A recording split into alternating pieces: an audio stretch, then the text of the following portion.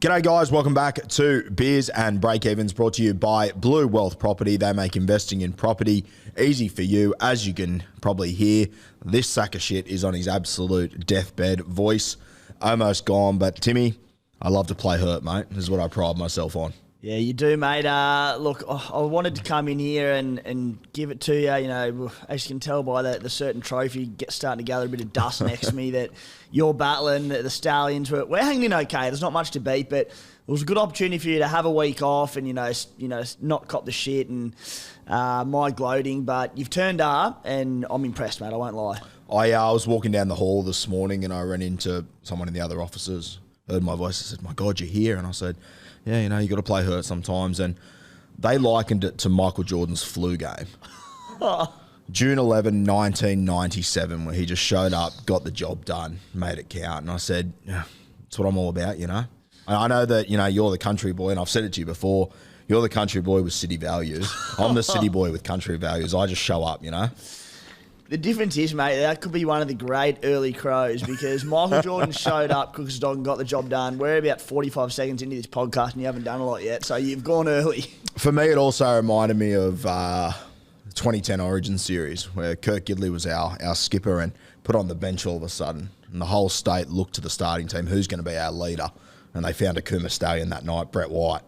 You're very similar. Of course, Queensland won that 1-3 fucking zip, so fingers crossed you can do a little bit better for us. They may have won the game, but Whitey won the brawl, and that's all I care about, and that's all people remember. So, number one in your pack, number one in your heart, Brett White. How good. Shout out to him. Doing great things up there at the Titans. What about their defence? Yeah, he is, mate. I'm pretty sure he went in as head attacking coordinator at the Titans, Whitey. So he's behind all their shapes and whatnot. So he's absolutely nailing his job there. Love that.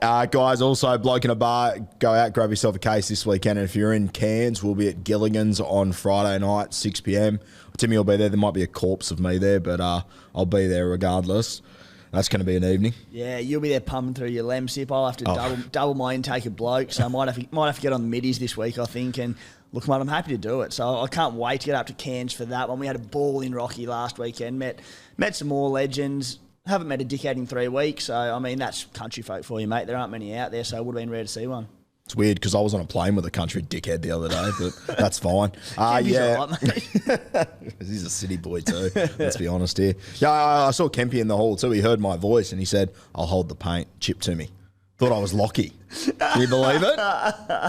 How good. Now, mate, in Rocky last week, a little pinch yourself moment for us. We're on stage, us two fucking idiots, Jarrell Yao Yi, Denham Kemp, some of the greatest wingers Brisbane's ever seen, and the first two questions were SuperCoach, beers and break-evens. How fucking good? How good was it, mate? An absolute legend of a fella up there who'd followed Playbook and beers and break-evens and was into them. Kempy loved the SuperCoach questions coming through, so I reckon when we're in Cairns, if there's any SuperCoach fans up there, get along to the show and do the same. Let's just spam the first 10 questions worth of SuperCoach. And it's always the way. We ask for questions from the crowd. Everyone's a little bit nervous, so you beers and break-evens fans, shoot them up. You've get got those a chance. questions Get in those early questions. Absolutely love it. And we handed out our two beers and break-evens hats the other night to two absolute champions. Can't remember their names, but one of them was a dead ringer for Sean Kepi, and I loved it. There was a Kepi alike, and the other fella's name was Dylan, because he was a fucking legend. Yeah, he showed me some unreal data, and I said, "Mate, give me a number." That's going straight on the website. Yeah. So it's at the bottom of my team's analysis this week. It's just got the points scored and conceded SuperCoach for each team, where their rankings are. Good stuff. So yeah, I had a look at it. Very good one. Yeah, shout out to Dill. He was the first one there. He was there before we were. He was there before I was anyway. So good man. Credit to him. I think I saw him there the night before too. He was already camping out. Yeah, had the swag. Had the swag ready. So we love you, Dill. Thank you, brother. All right. Now, you won last week, took the trophy off me. I'm left with this Kuma piece of shit thing over here, which I'm not overly happy about. But I think you hold on to it this week again. I went 1,008. What did you score? 1,050 for the Kuma Stallions. So, yeah, the trophy stays put. Surprise, surprise. That may not leave this spot for the next 27 weeks. It was a survival week, as funny as that sounds, because... And I think probably there's no better example of when I preach every week that I play the long game, and I'm happy to dig in early, drop a few ranks, but set myself team up. And resisted the temptation last week to drop any of my Penrith contingent. So I held on to To'o, Cleary, Taruva, Luke Garner, and thought, you know what, 1 week, it's not the end of the world. So I was sort of thinking, if I can get out of this week okay, I'd be happy. There was the 50-50 news around Adam Dewey and whether or not he was going to play Sunday afternoon at Belmore. Because of that coming through, I had to play Isaiah Katoa on the Friday night in my 5'8" slot. Otherwise, I would have copped an AE if Dewey was out. The way it ended up having to... I played Dewey when he was named. I had to sit Jacob Preston, which was broke my heart. Yeah. So, mate, to finish with 1050, I dropped 5,000 spots to 20k. I've got out of it all right, and I look at my team this week, and I think I'm just well better off for it. So I was pretty happy about it. Who'd you captain this week? The Wizard? The Wizard, Harry Grant. Yeah. And look, I don't want to be rude or anything, but my captain was Kiraz, and I mean, I'm not mad, I'm just disappointed. Where was the try, my friend? That should be over fucking here. I'm not blaming him, I'm kind of blaming him. Yeah, it's like, you only had 26 runs, Jacob. Pull your finger out and have a crack next week. Just on Jacob Kiraz, what about the amount of work he is getting through? Oh my God. It is unbelievable. I was watching that game. So I knew, I obviously avoided him. Lots of people jumped on last week and I was going, he's going to be a tough watch every week. I'm like, I'm more banking on the doggies hitting a wall rather than Kiraz not scoring, because he's going to pump out those enormous base stats each week. So he's so good, mate. I can't wait to get into my team, but I'm hoping it's not at $900,000. Back-to-back weeks of 46 base stats. Yeah. Incredible. Very, very glad I brought him in last week. All right. So I got 1,008. What did you end up scoring? 1,050. Okay. Oh, Kiraz. That's all right. Mate, do you want to take us away for the weekly prize winners and whatnot, which will be sent out weekly very winner, soon. Dolphin Friendlies, coached by John. Let me have a look at this. Sorry. Good start to my hosting duties of beers and break evens. Dolphin Friendlies, coached by John, topped the week with 1,330 points. He's the winner of the weekly beers and break evens footy. Absolute gold, that. A bit of Paul Vaughan about you there. Yeah. I'll take that. I'll tell you, one of the greatest hosts of all time. So John collects that prize this week. So flick us an email at beersandbreakevens@gmail.com with your details and we get that sent out. Guru's on his deathbed, but I'm sure you'll be able to lift for you and get that done for you. Yeah, we obviously leave for Cairns tomorrow morning, so it might be a bit of a nudge to get them all out, as I've been dead for the last 3 days. They'll get there, mate. They'll get there. By next rush. Tuesday, they will 100% be sent out the first 3 weeks. So apologies for that, but kind of dying. Leading the way in 4th overall in SuperCoach is the mighty Wagga Maniacs. Jay. Shocked me. Just after we go to Wagga, Yeah. boys turn up, eh? Cream rise to the top. The Wagga boys start flourishing. So, yes, he's on top and absolutely killing it. So, hopefully, in a week's time, we're chatting and he's number 1 overall. So, they're the weekly prize winners, mate. That's great. Unreal, guys. Congratulations. There will be a Steeden Beers and Break Evens footy coming your way. And you've, of course, got the Beers and Break Evens hat, which seen the boys wearing it at the live show the other night. Single file, ladies, watch out. They look unreal. All right, mate, should we get into Team List Tuesday for round 4? Fire away. Thursday, 8 p.m, we got the Parramatta Eels taking on the Penrith Panthers off a bye at Combank. Parramatta, Ryan Madison returns. Matt Dory, he goes back to the bench. Matto on the edge. Well done. I'm not buying it just yet, but we'll see. At what point do you just go, I've got to stop getting into debates with this bloke and I'll just take his word for gospel? I will also stand by that it won't be the last time, and it's certainly not the first time that Brad Arthur has fucked up. But anyway, we'll see how it plays out. Yeah, I've also been very critical of Brad Arthur's selections for a while now. So, so Matto on the edge. Dury on the bench was an interesting one. Interesting for many reasons. The big winner out of this is your man, Bryce Cartwright. Yeah. Just looks like he's going to be the one that got away for non-owners, and it kills me to say that, but made good coin last week. I believe he's still got a negative break even, more money incoming. The 2RF is the position where I just haven't really had any issues, and started with Jacob Preston, and there's no one that I'd be able to move on to him, and I think there'd be a lot of teams that'd be relatively similar. So, yeah, I think he's the big winner. Dory on the bench is interesting because let's say Matto does come on and play 80 as an edge, which match fitness maybe early in the season will get him, but there's every chance. Does Drury come on and take some time off Cardi? Personally, I don't think it's a massive issue because Cardi's a hold for another couple of weeks anyway before you cash him in. It just might stun his points a little bit. My question to you, I have a look at their bench. Matt Dory, Brendan Hands, Greg McIntyre. Hands is a hooker / 5'8", so he'll be a utility sort of guy. He's already shown he's not willing to play Greg and McIntyre for huge minutes. I wonder if there's a world where Matto starts on the edge and then they do use him in the middle a little bit here. Or do you think they play Dory there? Yeah, no. I think you're right. That'd make more sense. I think so. Dory comes on an edge. That's where he's been playing. And Matto, as we know, is probably better as a middle than he is on an edge. So I think that probably makes sense, which would obviously bode well for Cardi playing his 80. Which is why I find it fucking strange that if you're going to use Matto like that, which he might not, we'll see how it plays out. I'm really not in the business of starting on the bench and then use him for your last 60. Yeah. But as I was about to say, I'm not in the business of working out what Brad Arthur's doing. And I believe, I could be wrong, but I know they definitely did definitely did against Manly, but they've started slowly, so maybe they're just thinking defence early on. They need to tighten the ship. Yep. Penrith 1-17, nothing to touch on there. Friday game, Storm v Tigers. You want to take us through these ones, mate? Yeah, so Cam Munster back for the Melbourne Storm. Jerome Hughes failed at the judiciary, 2 weeks out there. What a bed shit. Yeah, not. What's happening to the Storm, mate? They wouldn't have challenged that in a million years over the past 2 decades. Imagine being Jerome Hughes sitting there watching Felice Kafusi get 4 weeks instead of 3 for attacking a halfback, and he's sitting there going, ooh. Oh, dear. I cannonballed a halfback with my arms folded. Oh. Not looking good. SuperCoach-wise, I'm in two minds a little bit because it's not good for Eli Katoa. It's not going to change too much, but their combination has been unreal. So I think now that he'll have Jonah Pezzett will come in, not great for him. Munster will command... I assume Munster probably stays on the left edge. I was just thinking that. Yeah. I think he will. Because Pezzett played left last week and was awesome there. Yeah. So I don't know if Pezzett's like a specialist left edge or whatever, but let's say he slots in Pezzett for Hughes on the right. I think either way, it's not the worst news for Will Warbrick because Hughes would go himself so often. He'd play short to Eli Katoa so often.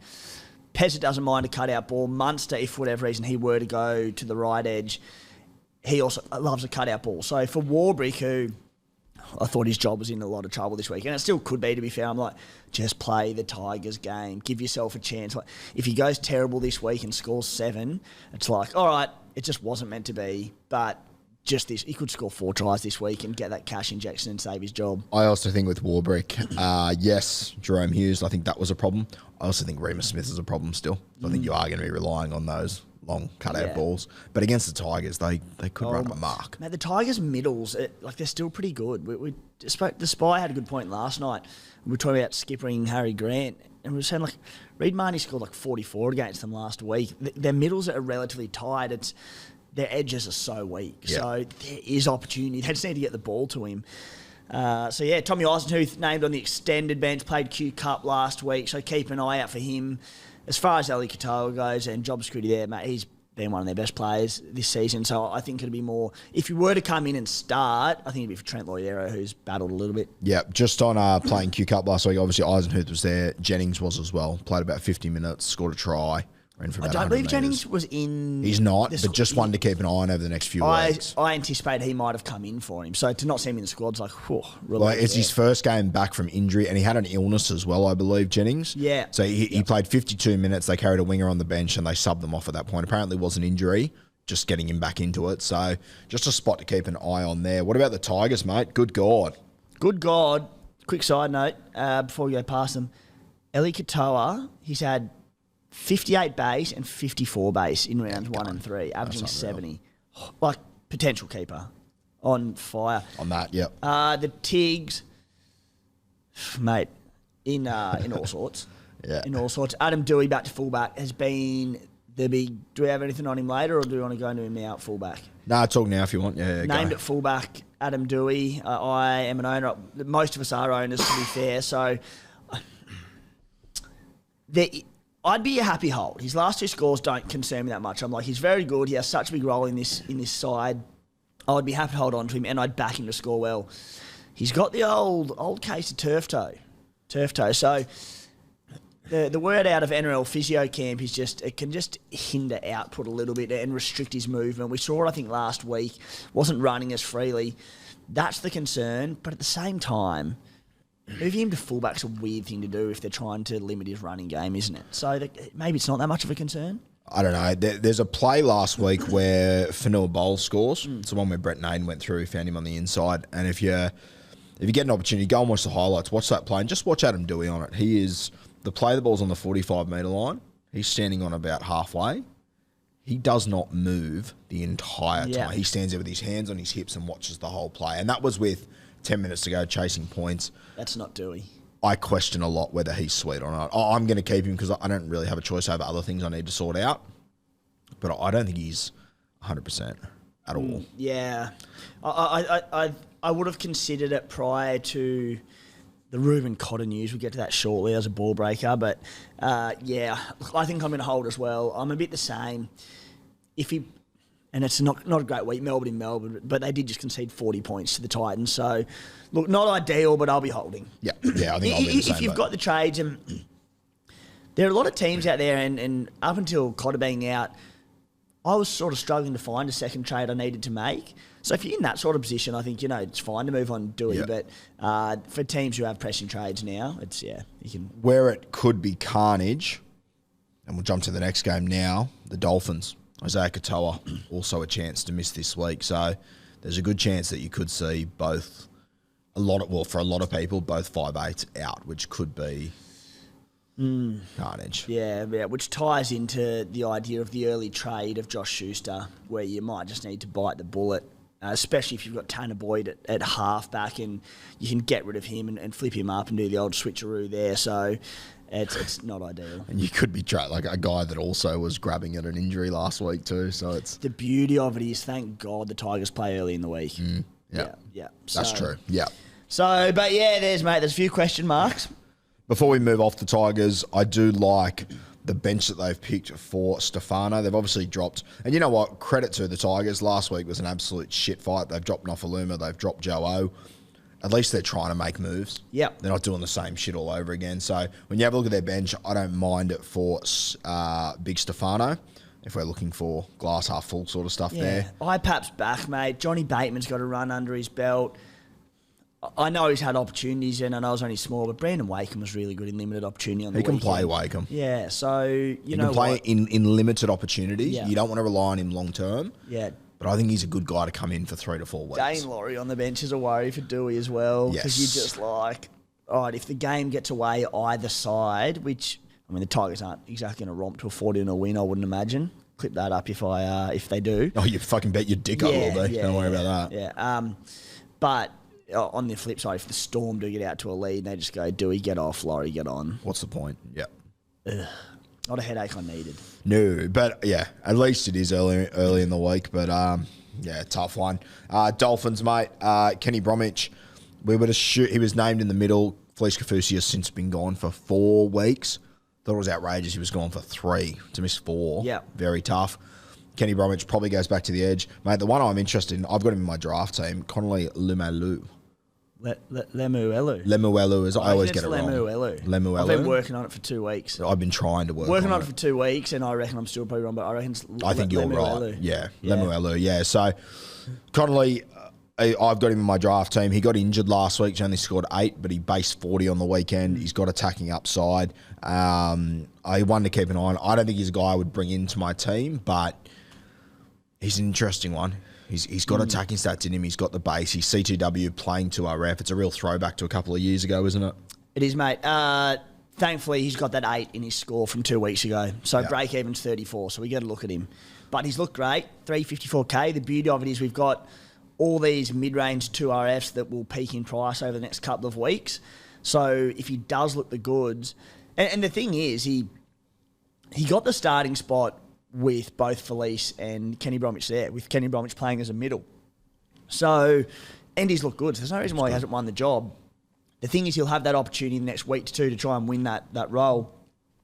64 points in 72 minutes last week with 40 in base. Pretty solid going. As you said, big thing. He's available at CT Dub.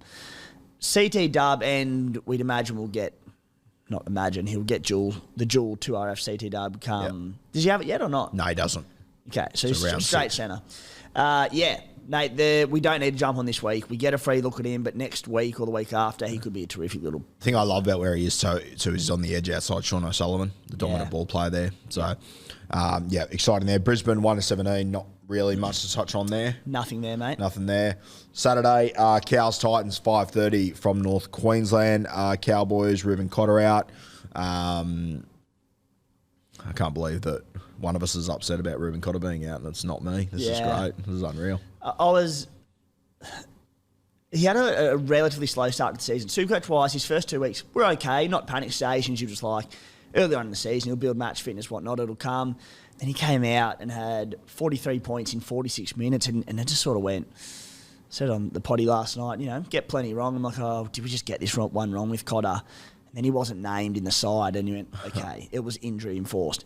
In the 46 minutes he played, he had 49 in base. I'm like, which just kills me. So I'm like, no, didn't get it wrong. He was ticking along fine and then had the injury. That was in absurd heat as well. 2 to 4 weeks now out, unfortunately. If you're in a position like myself and I'm only carrying one gun front row with Stefano, who's just been outstanding for me, and then 2 weaker front rows on the bench, I have to make the move and flip Cotter this week. So not ideal, but at the same time, he wasn't setting the world alight, and some front rows who we'll get to a little bit later on, a lot making a good case. So it's a forced trade, but by no means a bad one. Yeah. Titans 1-17, nothing to touch on there. Nothing there, mate. No. Nothing there. Rabbitohs Manly 7:35 from out there at Homebush. The Bunnies hate keeping a middle fit. Harmsella, Totola, Shaq all out. Jacob Host returns on the left edge. Good for Davey Mwali, I guess, but I said that 2 weeks ago and he didn't really output that many points. Yeah. Shaq 6 to 8 weeks. Totola's, I think, 3 to 6. Sele was a concussion, so 1, maybe 2 weeks. Fuck, Totola's a big loss, bro. He's a big loss. That's huge. Yeah. I said Host back. Mate, it has to be good. Put it this way, it's not bad for Davey Moali, and I think what it means is if you can start getting minutes, there's potential to make that 150k, but I think he has to get enough minutes to even make 100k. Yep. If you can get to 330k for us in 3 or 4 weeks as a slow burn, I'll take it. Yep. Some decent cash growth. We'll have gotten lucky because it's taken an injury crisis through the middle. I think the game against the Panthers last week where he came off after 10 minutes, they said there was other injuries on the field. I don't think they really wanted to put him back on late, so I think he has been restricted. We saw him get over once or twice in the preseason for tries. I think he'll be okay, and by no means would I be looking to play him in my 17 at all, but there has to be some minutes there for him, mate. Fuck, I'd do some weird shit for one of those tries again. Oh, wouldn't it be good? Oh, fuck, it'd be good. It'd be a game changer. Manly 1-17, nothing really to touch on there. Sunday Arvo, we got 3 games. How fucking good. Actually works out great for us. Well, great for me anyway. I'll be flying back from Cairns, so I would have probably missed the early game Saturday. All on Sunday now. Perfect. I've given myself an extra night in Cairns, treated myself after the trip, so I don't... Bad night to be Cairns, good God. Bad night to be Cairns in Cairns. I don't plan on leaving Gilligan's Resort for 3 days, so... Maddie booked the hotel and they didn't have one of those porn channels, so you told us we had to change. So I thought was a bit over the top. You're not that crook, are you, mate? Still sharp as a tack. Warriors v Dogs, 2 p.m. from Mounts. Mate, how good to be back at Mount Smart full time. Yeah, it's unreal. And unreal for Supercoach. Chan's back, which is always going to happen, so you should have held him, I think, if you didn't. Jackson Ford back, starts on the edge. Mitch Barnett is out. I don't believe that's a too serious an injury, so... Justin Bunga was great last week. Tohu Harris played 83 weeks on the trot.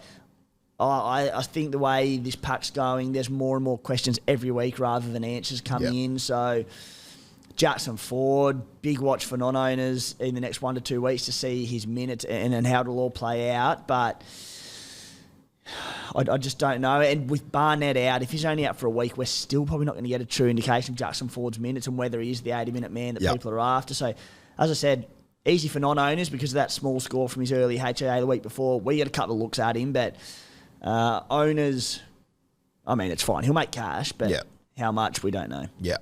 Doggies 1-17, no changes there for Canterbury. Newcastle Raiders 4 p.m. from up there at Newcastle.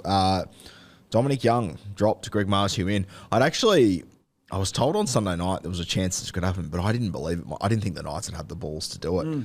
Credit to them. Yeah, mate, I've been probably pretty critical of Dom Young for 1 to 2 years now. I think there's just the ultimate hype train around him. And the hype train doesn't suggest he's not a good footballer because the potential is there for all to see. He's big, he's strong, he's fast. Like, he has potential best winger in the NRL potential to him. But, mate, you've got to... And the bloke coming in for him, Greg Marzhew, is a perfect example. You can be as good as you want in attack, but I think he made 6 errors or something on the weekend. His defensive reads are poor. He's young. He has time to sort this out. And I have no doubts when he gets on the end of a Roosters back line, he'll kill it. But at the moment, mate, I think he's got a few things he needs to sort out. He's still learning the craft of being a winger in the NRL. Greg Marzhew comes in who... Let's face it, mate, the appeal of him was playing on the left wing outside Kalen Ponga. So he'd want to do something almighty to come into my team. Oh, mate, draft players that went early on Marzhew. Fuck, I feel for you. Good God, I feel for you. That being said, like, if his game this year is coming out and having 20 runs a game and he can bust 10 tackles a game, there's still a SuperCoach player in there.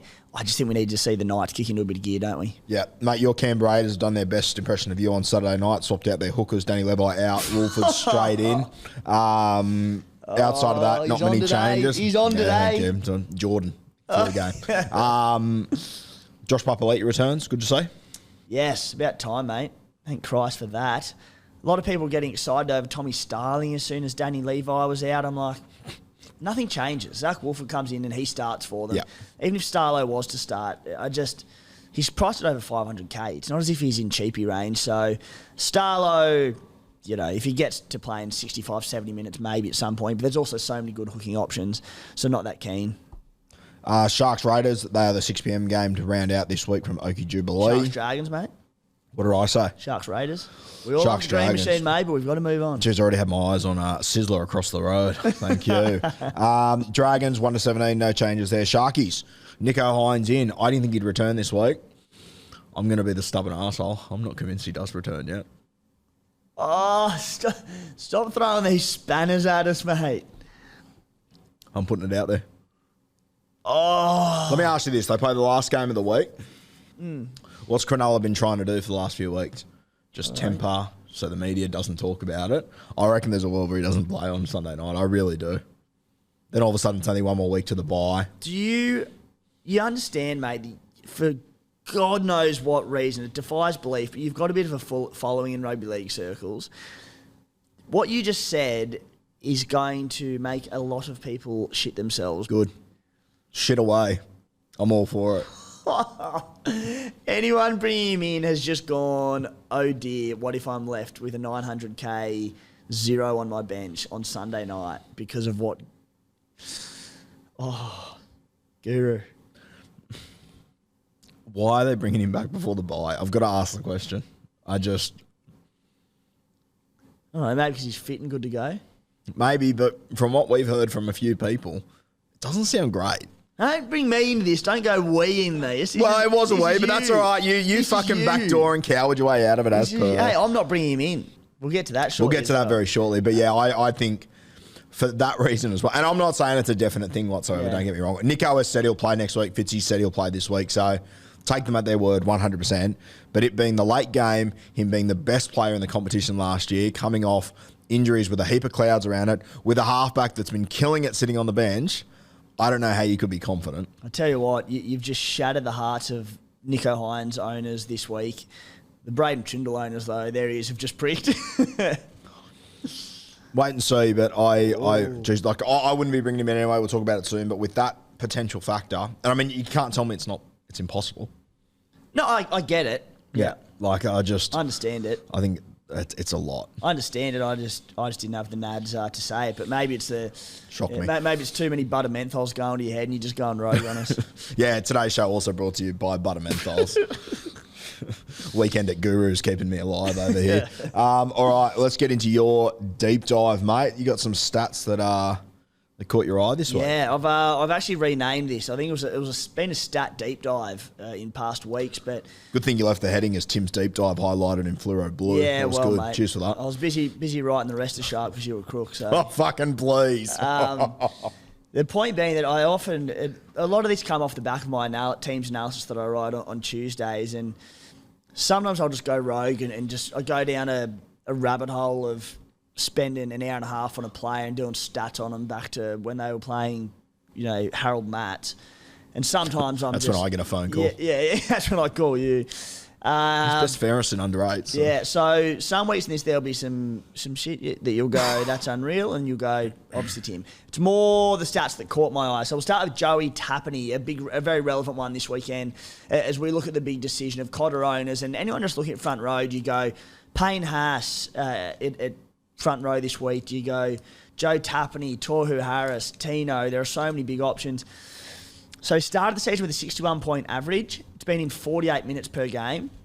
One of the hottest games on record in Canberra on the weekend. The week before was that Dolphins game in the wet. So not too concerned about minutes. He'll build into that game time. Josh Papali'i, he never really starts the season with big minutes anyway, and he's getting on as well. So his return doesn't concern me too much. The thing has been, though, averaging 57 in base stats, taps. He has nearly no attacking stats this season. He's busted 4 tackles, has 2 offloads, and no major attacking stats. This is a bloke who we know offloads. We know he busts tackles, so it's only up for me for Joe Tappaney this season. I like Joe Tappaney. My next one is Payne Haas. Started like a monster. One of the most, I think he's maybe the second most traded in this week behind Reece Walsh. Averaging 79 points, 55 in base. Huge stats. The thing that sort of caught my eye was just the two line assist contribution plays in the last 10 minutes. It was in the space of a couple of minutes there against the Dragons. Those 2 plays with the line assist, the try contributions, the offloads, the run, it was about 36 points in a couple of minutes. Take that out, you get 50-odd points. And I'll throw to you on this one, mate, because I mentioned it to Spy last night, but it says 2 things to me. Firstly, does he regress back to, the 60 to 70 average, which history would suggest he does? Or do you see those 2 plays and go, shit, he did that with ease. He could do this at any given time. Which way do you float? For years, I always floated with Payne Haas. He can do it whenever he wants. He doesn't do it as much as what we assume he does. So I lean to the other side there, mate. I also just think with these front row forwards doing unbelievable things, I think that it's the one position that on any given week, their minutes can just drop pending games. I'm very hesitant to go huge on these guys at this point. Obviously, I'm not sitting in your shoes with money from Ruben Cotter. And the thing that sucks is that there isn't really a cheapie front row forward knocking the door down. Most of us have Steph from the Tigers, so that is what makes it hard. I considered Payne Haas, but I had a look at the stats, the same as what you just said, and just went, I can't trust there's always going to be that upside there. I think it was after starting the season with about a 75 average last year, first 6 or so games. In his next 14 games, he had 1 score over 65. Yep. I'm just like, he's gone up in value. Tappaney's dropped off the back of no attacking stats. So I don't know. I'm not as convinced. We say this at the start of every year. Has this, has that, but it tends to regress. There's never been a time where I haven't had Payne Haas that I've been like, oh my God, that has hurt me beyond belief. He's not a fullback. He's not going to score 130s, 140s. Like what, if he has some attacking stats, he might get 80, 90. I can cop that.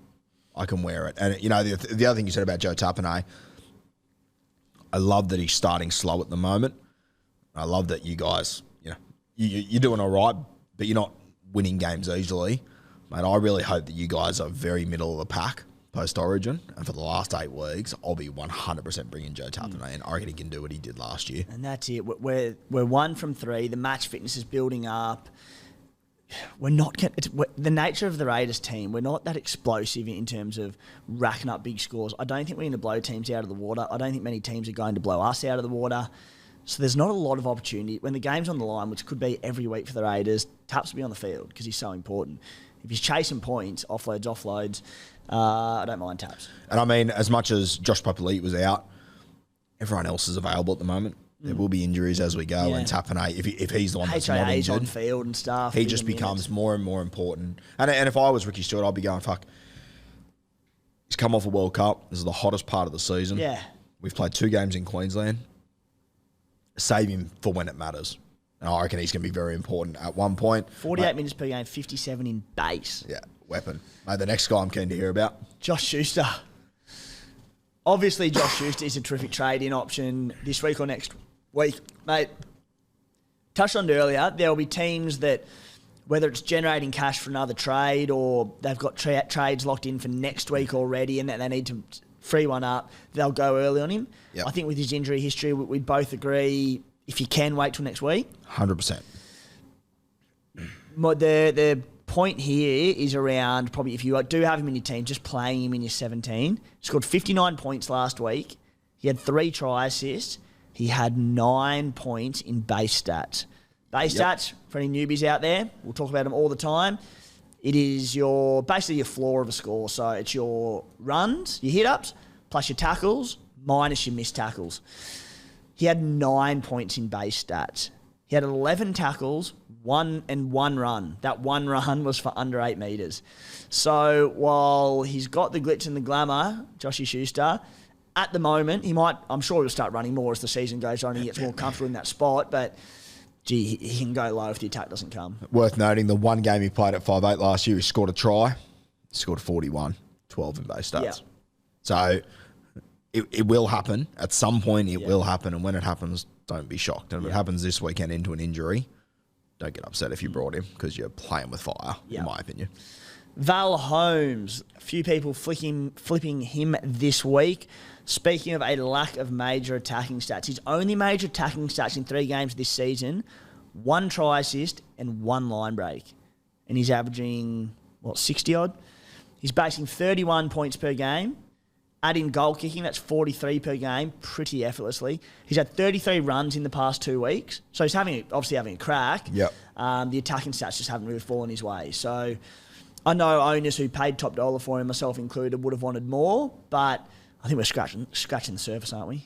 I think you're an absolute pelican, but I love that take. Why am I pelican? I just in general, but I love that take. I'm all for it. I've got mates that are panic stations and selling Val.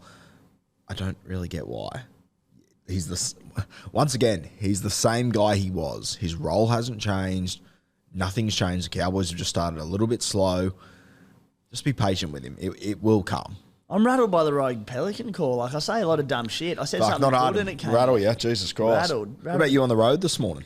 Yes. I don't get anxious about many things, but Sydney traffic, holy crap. So when you started honking at me from behind me, unbeknownst to who it was, it's far out. That gets me going. I pulled up next to Tim and I waved to him. He looked at me deadpan and looked back and I was like, this motherfucker, I'm going to beep him for the next 100 metres. This guy.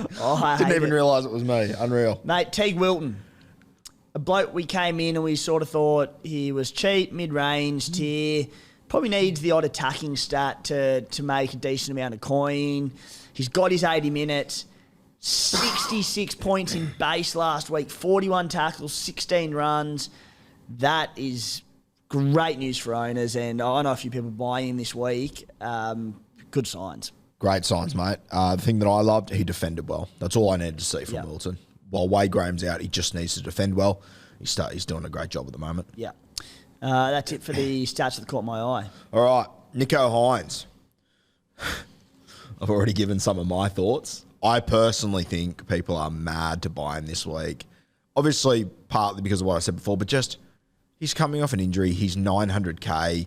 I mean, name me a halfback who's scoring anywhere near enough points at the moment. Like even your Nathan Clearys, these sort of guys. None of the halfbacks are absolutely killing it. None of the 5'8s are absolutely killing it. It's the start of the season. And people are going, oh, you're playing the Dragons.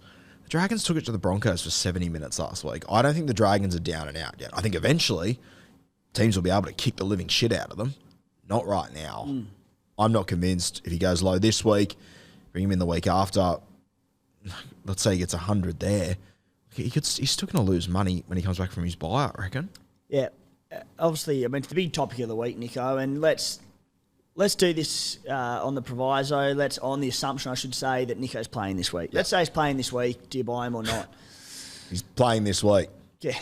Yeah, you rattled me this morning. you rattled me this morning. You've just rattled about how many listeners do we get to this? Thousands. All 7 thousands of people. On the assumption that he's playing this weekend, and a point we didn't chat about last night, it was one that you've just brought up straight away and a good one. All the people we paid top dollar for at the start of the season, Nathan Cleary, James Tedesco, Val Holmes. What top dollar player, and I'm talking, let's say 800 plus, Latrell Mitchell, is there any, Cam Munster, is there any who have hit their value? Nope. Why would Nicho Hynes coming back from injury be any different after a career year? Like, is he restricted getting around the field with his calf injury? So much of his game is relying on just being on ball and being everywhere. So, look, the way I see it, you already mentioned it, the Dragons take out the last 10 minutes against the Broncos. They've looked pretty decent early on. The Warriors just pumped the Cowboys in Townsville. What's to say that they haven't turned a massive corner into the bye? Like, even if he goes and hits his average of last year, 86, and he holds his value at 900K, you're still not losing out there. To not buy him and for him to hurt you, I think he really has to go minimum 100 plus. If he comes down and goes 95, I'm like, well, at 900K with no price movement, ouch, but you can cop that. Really has to go 100 plus. Is he going to do that? We know he's good enough to, obviously, but just a lot of question marks for me. And my other question mark is people tell me, but they'll put 40 on the Dragons. Sweet. If they put 40 on the Dragons, how long do you think Craig Fitzgibbon's going to let him stay out there when he's got Braden Trindle on the bench? Ooh, that's a good point. He's the first one to be subbed. He's coming back from injury. I think everyone gets very excited about being the guy that goes for Hynes. I've got the balls to do it. I'm going to do it. I'm going to be different to everyone. I don't understand. I don't get it. There's so many red if I get him in as a flags. pod and 10% own him this week and he goes 180, I'm like, I've got everyone covered. It's like, well, this is where logic comes into play. Yep. And as I said, we know he can do it. I just think there are more signs that point to him not doing it. Yeah, they've looked fine with Trindle there. Trindle's on fire. Like, I think if they get out to an 18-point lead or whatever it might be, I wouldn't be surprised if he comes off straight away. Yeah. So, look, and then the other factor, they've got the bye in round 6.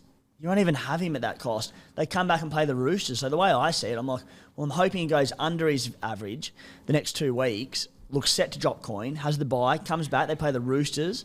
That'll be a gut buster. I'm hoping we get some price drops, spend the money elsewhere, build squad value, and then bang, round 8, the Doggies can buy him there.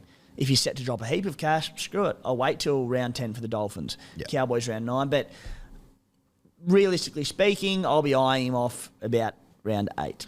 And if anyone that buys Nicho Hynes this week sends me a message in 2 weeks' time going, do we sell him? I'm not replying to you. Do you realise how many, like, you're trying to have a quiet week because you're crook, mate. I know you're flu gaming it and all and you're having a crack today, but as a bloke who prides himself on replying to as many messages as possible, geez, you're going to get some messages off the back of this. Yeah. And don't dare send me one because this is Guru's take. No, I will be reply. clipping up exactly what I said because I've told you everything I think. It's all there. It's there for you guys. It's the last game of the week. I just think it's too much of a risk to take, and I think it's too much of a risk for the Sharks to take to play him. Yeah. I really do. I don't see the... Anyway, we'll see how it plays out. Fingers crossed that he is playing. Fuck, it'd be funny if he's not. Anyway, okay. Your long-range trade plans. We just spoke about Nicho Hynes. How does he sort of fit into that mould? Yeah, when I speak about going on little tangents and whatnot when I'm doing my analysis for Tuesday, I think this will probably reflect it.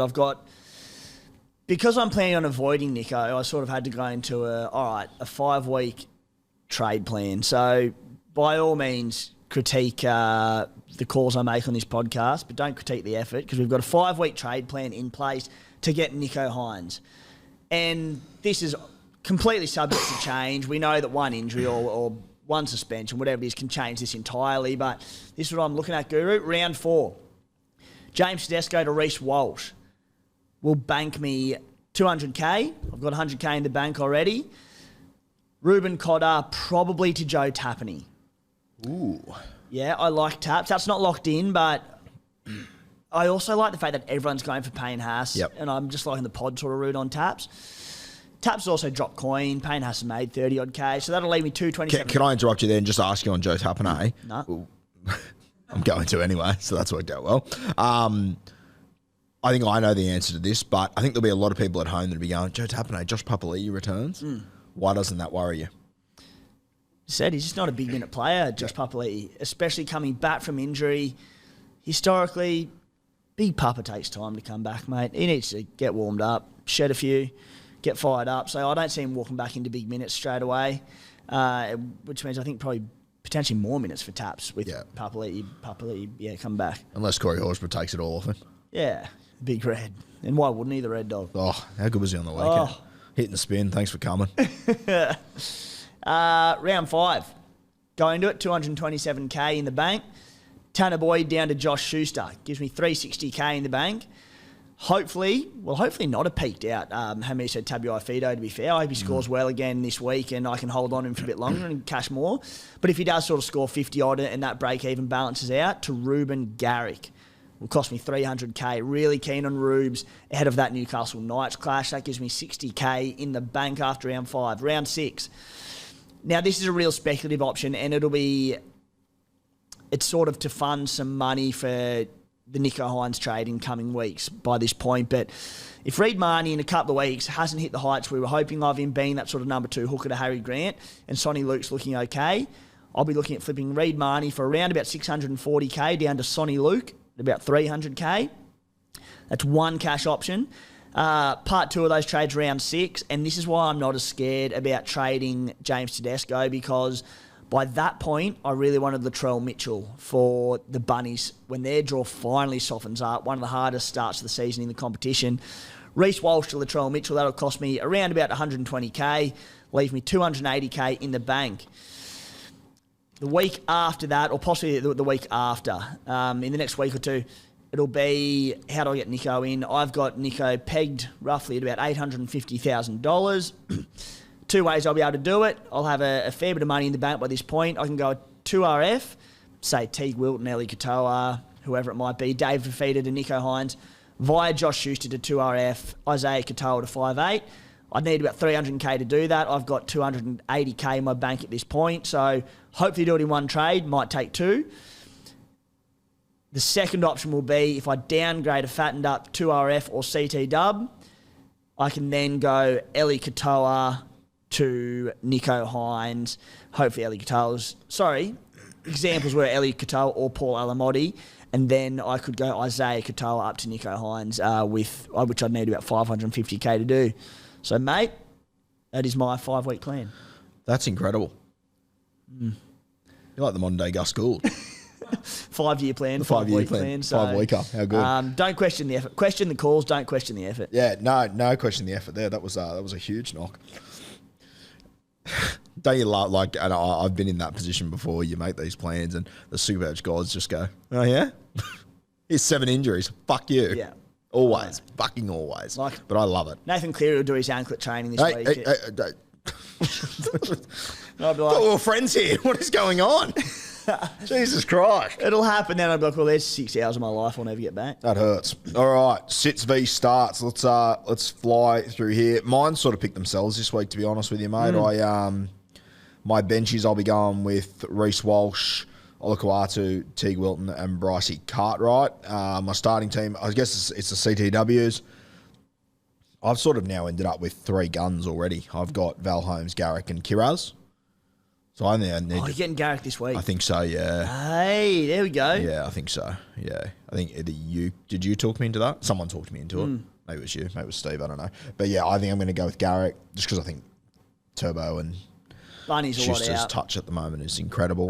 Watching Schuster square blokes up last week and how good that was for left edge. So much space. Yeah. I'm going to wait. Well, I mean, the Cotter sort of forced it a little bit, but I'm just happy to wait. 33 break even, so he won't make too much coin this week, and then Newey Knights next week. Yeah. I think that Garrick and Kiraz are going to be keeper sort of guys, so just going to take the opportunity to grab them now. So my last one comes down to Isaac Thompson, Alamonte, Taruva, or Campiera. Shout out to Campiera. 2 tries, 58 points after 21 minutes, finished on 65. Love that. I played Will Warbrick over Campiera, and I was like, what have I done? This is going to cost me 150 points after 20 minutes. And then it was like, wasn't that bad. Yeah, it wasn't that bad. Unbelievable. Anyway,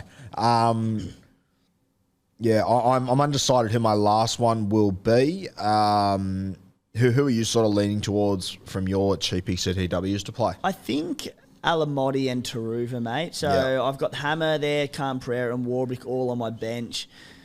Imagine saying a month ago that we're sitting Will Warbrick for the Tigers game in Melbourne.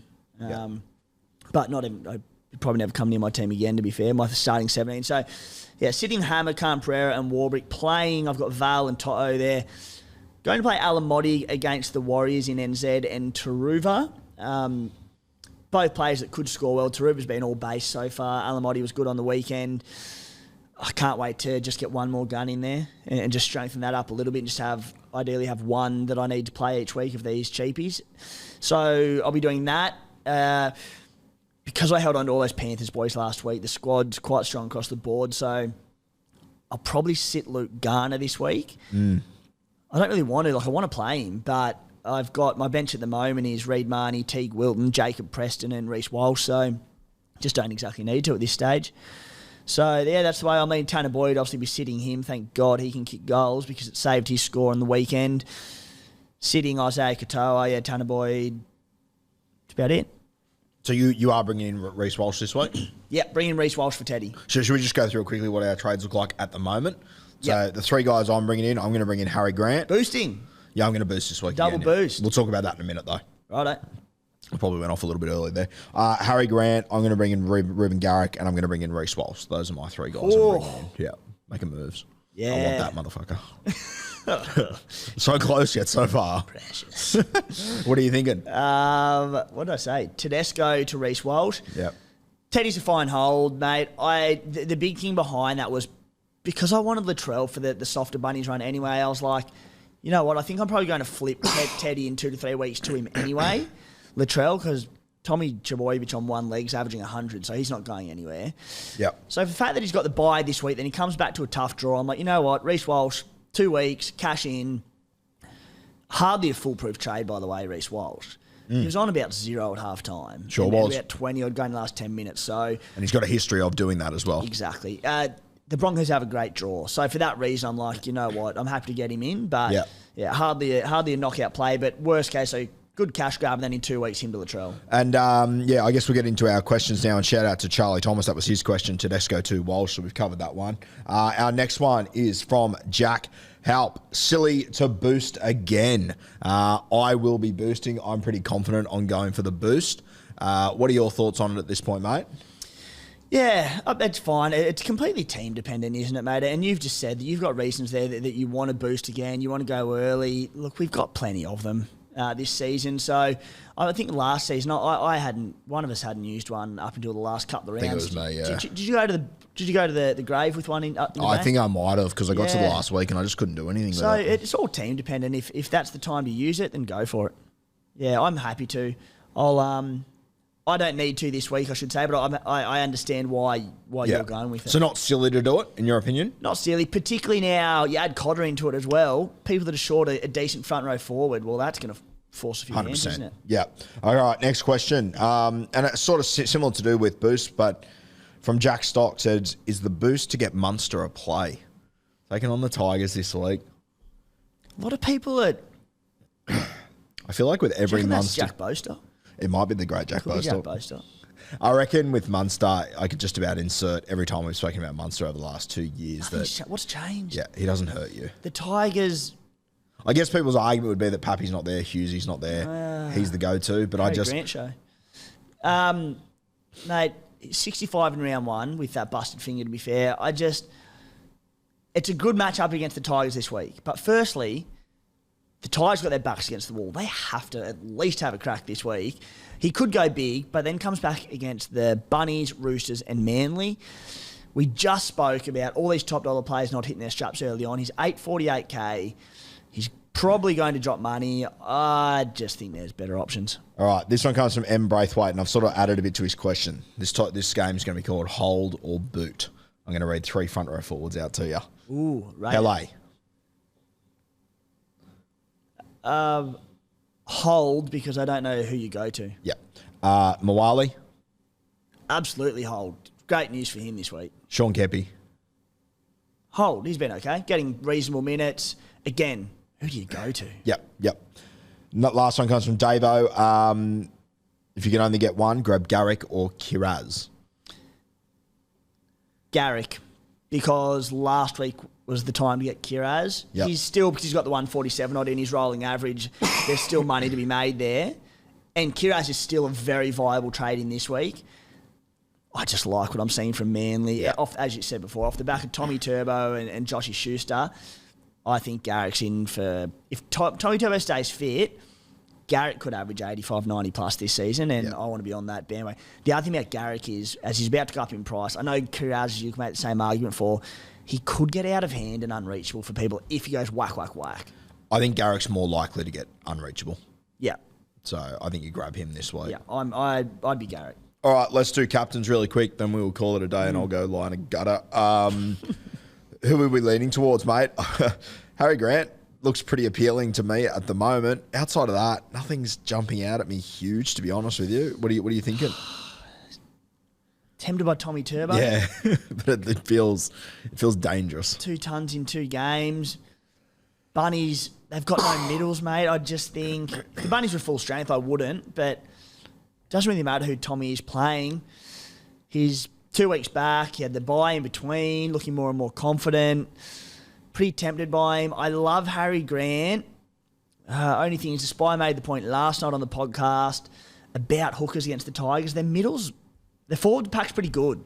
I think a lot of the point scoring may be on the edges. So I'm thinking, is it one of them cases of Harry just dish early? I'm tossing up between them two, mate. So it'll either be VC Cleary, C Grant, or it'll be VC Val Holmes, C Tommy Turbo. Just having a look, obviously, Nath Cleary returns this week against Parramatta, who've been leaking fair whack of points recently. A big gamble on a Thursday night, but if you've got the balls to do it, it could pay off. Fuck, it was weird in round 2 when I captained Cleary on Thursday night. Everyone told me Thursday night captains were stupid. Did you see everyone bagging the Tom Trbojevic captains last week on Thursday night? Everyone went hush hush. It was fucking weird. Yeah. Bizarre. Anyway, go win them all. Exactly right, mate. Yeah. I don't mind that play, though. Win a couple about it and gloat about it when we do. Love it. The other one, our boy Val Holmes. A lot of people are selling him against the Titans. I actually think the Titans are a really good shot at an upset here in this game. I genuinely do. But I think they win it 70-68. So Val Holmes might not be a bad little play there. It's gamble. I'd need him at fullback. Look, it's likely Chester plays fullback, but after the getting flogged last week, Chester was fine, but if they do want the extra X factor and they put him to fullback, I'll do it. Who's the Titans' right edge? Who's that is? Right edge, you've got Tanner Boyd, Joe Stimson. Who's that right centre? Philip Sammy Aaron played Shop. Shop. Phil Sammy played right wing last week, I believe. Okay. Yeah, I know. I want him at fullback. I can't do it at centre. No, that's fair. I just think goal kicking with his base, and if he can just plug 1 or 2 attacking stats. Yeah. Like, I'm pretty confident saying he gets 60, 65 there in that game. Yeah. Val, which I mean... You take that at the moment. Better Not than many half our captains are skippers going. this Yeah, season, exactly right. Yeah, so I reckon he's a consider, but it's hard to go past Turbo, isn't it, with South Sydney missing middles and whatnot. Yeah. It's tough. By the way, just shout out to Matty Burton. Lost the goal kicking this week. Scored unbelievably well. Crazy. Probably would have turned up with the goal kicking, but I think it makes it harder now that he's not kicking. Yeah. What? He's averaging 40 odd. Yeah. I'll own Matt Burton at some point this season, but it ain't yet. Yeah, not yet. All right, guys. Thank you. Are we done? Are we good? Yeah, mate, I'm sick of it. Oh, MJ's going to hang the cleats up. Thank you for joining us once again, guys, on Beers and Break Evans. We will be back next Wednesday, 3 p.m, as per usual on YouTube. Brought to you by Blue Wealth Property. They make investing in property easy for you. There is links in the description below. They've got a number of educational events and whatnot coming up over the next few weeks, so make sure you go and get your paws on them. A heap of people are signing up. They're unreal, mate. They're so good. We've said it a few times now, but I've been out to one of them, the actual event, and geez, I learned a lot about it. Yeah. And Tony has promised me that if you go in there and meet him, he will sing you that Matt Burton song that Roasty put up the other day. So, I mean, would he lie to you? I know he wouldn't lie to me, so make sure you ask when you're If nothing there. else, you'll get some good footy yarns out, doggies yarns out. Without a doubt, yeah. But be ready for the doggies rhetoric. Yeah. It's coming. All right, guys, thank you for joining us once again. Thanks for today, mate. The halfback today. Yeah, you've done well, mate. It doesn't. Thank you. I I don't say it appreciate often, that. but you've lifted for us today. Thank you. All right, guys, we'll see you next week on Beers and Break Evens.